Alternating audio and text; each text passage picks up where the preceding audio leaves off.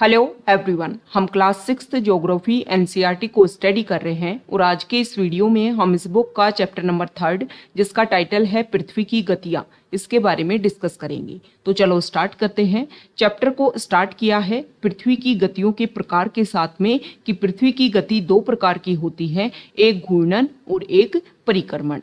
पृथ्वी का अपने अक्ष पर घूमना घूर्णन गति कहलाता है और सूर्य के चारों ओर एक स्थिर कक्षा में पृथ्वी की गति को परिक्रमण गति कहा जाता है। चैप्टर नंबर 2 में भी हमने डिस्कस किया कि पृथ्वी का जो अक्ष है वो झुकी हुई अवस्था में है और पृथ्वी का अक्ष एक काल्पनिक रेखा है जो अपने कक्षीय सतह से 66.5 डिग्री का कोण बनाता है। वह समतल जो कक्ष के द्वारा बनाया जाता है उसे कक्षीय समतल कहते हैं। इन सारे फैक्ट्स को अगर हम इस इमेज के थ्रू समझने की कोशिश करें तो यहाँ पर अगर हम देखें तो ये पृथ्वी है और पृथ्वी का ये कक्ष है। इसको आप इस तरीके से समझिए कि इस बुक के चैप्टर नंबर 1 में जब हमने डिस्कस किया था सौरमंडल के बारे में, तो सौरमंडल में हमने ये देखा कि सौरमंडल के सेंटर पर होता है सूर्य और सूर्य के चारों ओर दीर्घवृत्ताकार कक्षाओं में जो ग्रह हैं वो अपना चक्कर लगा रहे होते हैं। तो यहाँ पर ये पृथ्वी की कक्षा है, एक निश्चित कक्षा जिसमें पृथ्वी अपनी परिक्रमण गति को कंप्लीट करती है। तो यहाँ पर अगर हम देखें तो ये पृथ्वी का अक्ष है और इसी अक्ष पर पृथ्वी जो है वो अपनी घूर्णन गति को कंप्लीट करती है पश्चिम से पूर्व की ओर घूमते हुए। तो जो अक्ष है वो झुकी हुई अवस्था में है और ये पृथ्वी का कक्ष है। तो कक्ष जो है वो यहाँ पर इस तरीके का समतल बनाता है, मतलब अक्ष जो है वो कक्षीय समतल के साथ में 66.5 डिग्री का कोण बनाता है। तो ये हमने डिस्कस किया कि कक्षीय समतल क्या होता है।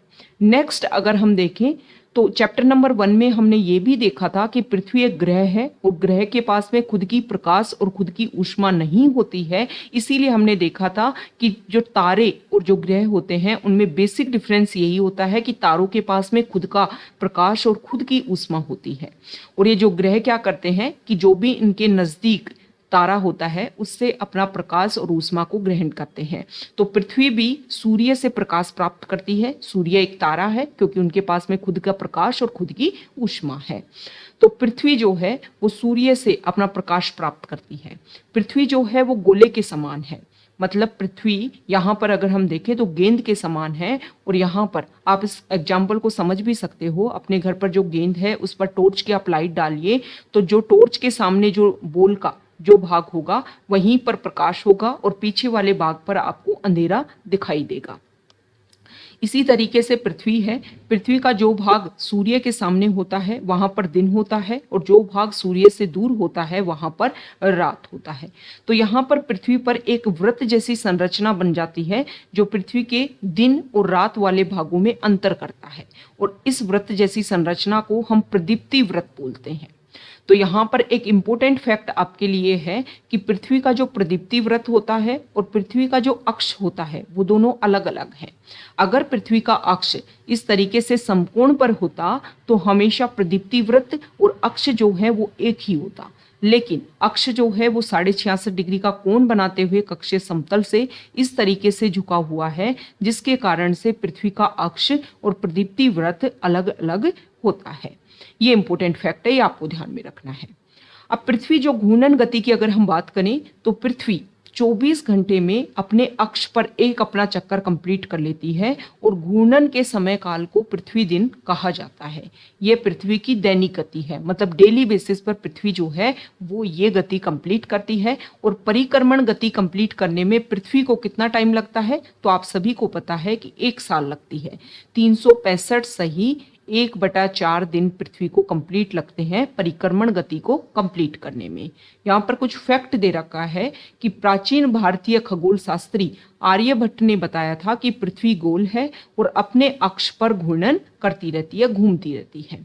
अब क्वेश्चन ये उठता है कि अगर पृथ्वी जो है वो घूर्णन ना करे, मतलब पृथ्वी अपने अक्ष पर ना घूमे, तो इससे क्या होगा? इससे ये होगा कि जो है पृथ्वी घूर्णन गति नहीं करेगी। मतलब अभी हमने देखा कि पृथ्वी चैप्टर नंबर 2 में भी हमने डिस्कस किया था कि पृथ्वी जो है वो एक साथ में 2 गति करती है। पृथ्वी अपने अक्ष पर भी घूमती रहती है और इसके साथ साथ में सूर्य के चारों ओर जो कक्ष है, जो फिक्स कक्ष है फिक्स कक्षा है जिस पर पृथ्वी अपनी परिक्रमण गति भी कंप्लीट करती है। मतलब घूर्णन गति के साथ साथ में पृथ्वी अपनी जो परिक्रमण गति है उसको भी कंप्लीट करती है। तो पृथ्वी क्या करेगी, जब घूर्णन गति मान लो पृथ्वी में ना हो, घूर्णन गति ना हो, तो पृथ्वी का जो भाग सूर्य के सामने होता वो हमेशा सूर्य के सामने होता, मतलब वहां पर हमेशा दिन होता, और जो भाग पृथ्वी के सूर्य से दूर होता वहां पर हमेशा रात होती। तो यहाँ पर हमेशा दिन होता तो सूर्य की किरणें हमेशा गिरती रहती, तो यहाँ पर जो है वो तापमान बहुत ज़्यादा होता। और ये सूर्य से दूर वाला जो भाग है जहाँ पर हमेशा रात होती वहाँ का तापमान जो है वो बहुत ज़्यादा कम होता, इसलिए हमेशा यहाँ पर ठंड रहती। मतलब पृथ्वी पर जीवन के लिए जो अवस्था है वो संभव नहीं हो पाती, पृथ्वी पर जीवन जो है वो संभव नहीं हो पाता अगर घूर्णन गति नहीं होती पृथ्वी में। तो नेक्स्ट हम देख लेते हैं परिक्रमण गति के बारे में। पृथ्वी की दूसरी गति जो सूर्य के चारों ओर कक्ष में होती है उसे परिक्रमण कहा जाता है। और ये हमने देख ही लिया कि पृथ्वी एक वर्ष या 365 सही 1/4 दिन में सूर्य का चक्कर लगाती है। हम नॉर्मली क्या करते हैं 365 दिन को ही मानते हैं और सुविधा के लिए जो 6 घंटे हैं उनको नहीं मानते हैं, लेकिन 4 साल में ये 6 घंटे जुड़ करके एक दिन हो जाते हैं। इसीलिए हम देखते हैं कि हर 4 साल में जो फरवरी है वो 29 दिन की हो जाती है और उसको लीप वर्ष के नाम से जाना जाता है। तो ये हमने डिस्कस किया कि किस तरीके से परिक्रमण गति होती है। ये एक इम्पोर्टेंट फैक्ट और है कि पृथ्वी जो है वो दीर्घ वृत्ताकार पथ पर सूर्य के चारों ओर चक्र लगाती है, ये हमने पहले भी डिस्कस कर लिया। पृथ्वी जो है वो पूरे कक्ष में एक ही दिशा में झुकी हुई है। यहाँ पर अगर हम समझे, इस इमेज में आपने देखा तो यहाँ पर हमने देखा कि पृथ्वी जो है वो अपने अक्ष जो है, पृथ्वी का अक्ष जो है वो हमेशा इसी तरीके से झुका हुआ है। चाहे पृथ्वी कौन से भी जगह पर वो किस तरीके से अपनी गति को कंप्लीट कर रही है, लेकिन पृथ्वी का जो अक्ष है वो इसी तरीके से झुका हुआ है। तो अब यहाँ पर हम देख लेते हैं कि पृथ्वी पर सर्दी, गर्मी, वर्षा, बसंत ऋतु ये कब कब और कैसे कैसे बनती है। तो सबसे पहले अगर हम यहाँ पर डिस्कस करें तो ये वाला एरिया है। चैप्टर नंबर 2 में हमने देखा था कि पृथ्वी का जो पार्ट है जिसमें हमने देखा कि कर्क रेखा से और मकर रेखा का जो बीच की जो जगह है वहाँ पर सूर्य की रेखाएं, सूर्य की किरणें कभी ना कभी सीधी गिरती हैं, और इसीलिए कर्क रेखा से मकर रेखा के बीच के जो स्थान है उसको हम उष्ण कटिबंध के नाम से जानते हैं। तो यहाँ पर पृथ्वी का जो अक्ष है उसका झुकाव 21 जून के समय में सूर्य की तरफ है, और यहाँ पर जो उत्तरी गोलार्ध है उसका झुकाव उस समय सूर्य की तरफ है। तो यहाँ पर 21 जून के समय जो है 21 जून को सूर्य की किरणें कर्क रेखा पर सीधी पड़ती हैं। मतलब उत्तरी गोलार्ध वाले हिस्से में जून के समय में गर्मी होती है, और दक्षिणी गोलार्ध जो है वो अगर हम बात करें ये विषुवत रेखा 0 डिग्री अक्षांश और इसके दक्षिण का जो भाग है वो सूर्य से दूरी पर स्थित है, इसलिए यहाँ पर उस समय होगी सर्दी।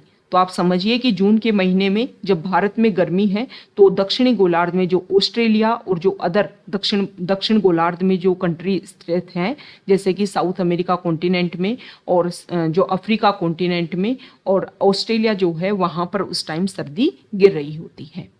उसके बाद में पृथ्वी जो है वो अपनी घूर्णन गति और परिक्रमण गति करती हुई इस तरीके से यहाँ पर आ जाती है। जून के बाद में ये सितंबर का महीना है, और सितंबर के महीने में 23 सितंबर की डेट है जिस पर पृथ्वी जो है, पृथ्वी पर सूर्य की किरणें जो हैं वो विषुवत रेखा पर गिरती है। 2 बार ऐसा होता है, एक तो 21 मार्च के समय में और एक होता है सितंबर में, जब सूर्य की किरणें विषुवत रेखा पर सीधी गिर रही होती हैं, और इसको बोलते हैं विषुव। क्या बोलते हैं? विषुव। इस टाइम सितंबर के समय में उत्तरी गोलार्ध जहां पर गर्मी से अब सर्दी की तरफ जा रहा है, उत्तरी गोलार्ध, आप सभी को पता है कि जून में हमारे यहाँ पर गर्मी होती है और जून के बाद में हमारे यहाँ पर सितंबर में हल्की हल्की सर्दी गिरना स्टार्ट हो जाती है, और उसके बाद में दिसंबर में हमारे यहाँ पर उत्तरी गोलार्ध में सर्दी होती है।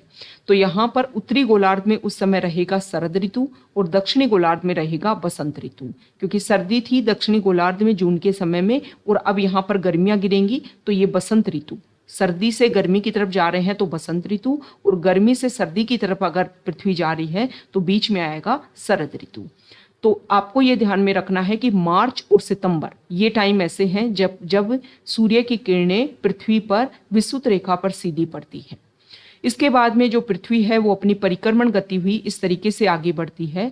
तो इस समय जो है दिसंबर का समय है, पृथ्वी यहाँ पर एग्जिस्ट करती है और इस समय दक्षिणी गोलार्ध जो है वो पृथ्वी सूर्य के सामने आ जाता है। मतलब सूर्य की सीधी किरणें जो हैं वो इस समय दक्षिणी गोलार्ध पर पड़ती हैं। मतलब दक्षिणी गोलार्ध में दिसंबर के समय में ग्रीष्म ऋतु होती है और उत्तरी गोलार्ध में इस समय शीत ऋतु होती है, जिसको दक्षिण अयनांत के नाम से जानते हैं 22 दिसंबर को। तो आप सभी को पता है कि दिसंबर के लास्ट में 7 डेज के लिए हमारे इंडिया में जो स्कूल हैं वहाँ पर शीतकालीन छुट्टियाँ पड़ती हैं और उसी समय जो है वो क्रिसमस डे भी सेलिब्रेट किया जाता है। तो मतलब दक्षिण गोलार्ध में जो क्रिसमस डे है वो ग्रीष्म ऋतु में सेलिब्रेट किया जाता है। ये आपको समझ में आ गया होगा। अब उसके बाद में पृथ्वी अपनी परिक्रमण गति करती हुई आगे बढ़ती है। मार्च का समय आता है और यहाँ पर उत्तरी गोलार्ध में सर्दियाँ थी, सर्दियों के बाद में उत्तरी गोलार्ध जो है वो गर्मियों की तरफ आगे बढ़ रहा है। तो यहाँ पर आएगी बसंत ऋतु और जो दक्षिण गोलार्ध है वहाँ पर गर्मी थी, गर्मी से सर्दी की तरफ दक्षिण गोलार्ध बढ़ेगा तो वहाँ पर आएगी शरद ऋतु। तो इस तरीके से पृथ्वी की जो गतियाँ हैं, परिक्रमण गति, और यहाँ पर हमने ऋतुओं के बारे में देखा कि किस तरीके से पृथ्वी की झुकी हुई अवस्था के कारण और पृथ्वी की गतियों के कारण जो है वो पृथ्वी पर अलग अलग ऋतुएं दिखाई देती है। तो ये हमने पृथ्वी की गतियों से रिलेटेड बेसिक फैक्ट्स को डिस्कस किया है जो हमारे एग्जाम के पॉइंट ऑफ व्यू से इम्पोर्टेंट है। जैसे जैसे नेक्स्ट स्टैंडर्ड की एनसीईआरटी आएंगी ज्योग्राफी की, इसमें और भी अदर फैक्ट्स जो हैं वो इंक्लूड कर दिए जाएंगे। तो इसमें क्या है कि आपको 6th क्लास के हिसाब से ही इस बुक को रीड करना है ताकि एक बेसिक अंडरस्टैंडिंग आपकी हो पाए और जब आप नेक्स्ट लेवल की बुक को कंप्लीट करो तो उसको आप इजीली समझ पाओ। अगर आप यहाँ तक आए हैं, वीडियो आपको अच्छा लगा है तो प्लीज़ वीडियो को लाइक कीजिए, शेयर कीजिए और चैनल को सब्सक्राइब कीजिए। Okay, thank you.